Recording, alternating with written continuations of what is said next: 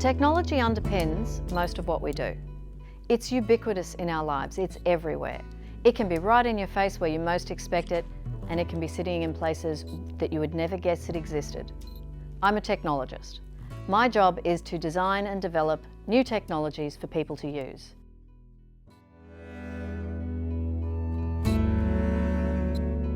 My role as a designer of technology is to create technology that supports people.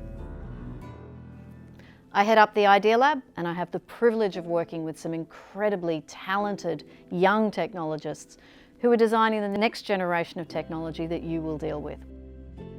We work with emerging technology.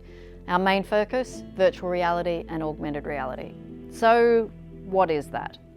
You've probably never thought about it this way, but reality exists on a spectrum. At one end you have real reality, your daily life, what you live from day to day. At the other end of the spectrum you have virtual reality. Now virtual reality is a completely fabricated reality, and it can be anything you want it to be. Augmented reality, it sits on the spectrum. It's real reality, but with an extra layer of information over the top.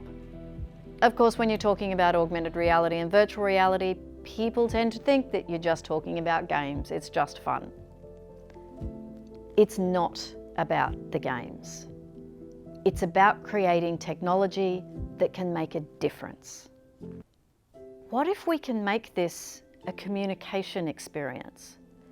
Now, the nature of communication is changing. The way we communicate with one another is fundamentally different now from the way it was 5 years ago, 10 years ago. And I can see that every day in the nature of the students that I have coming through at university. They are a different breed. They use different mediums to communicate with one another. This current generation is amazingly special and gifted, and the research has shown that they have a set of very specific characteristics. They're super connected. They're on all the time. You will never find them without their phone. It's like a third arm. They're super connected. They're a lot more tolerant than the generation who went before them. They're less violent. They're also less happy.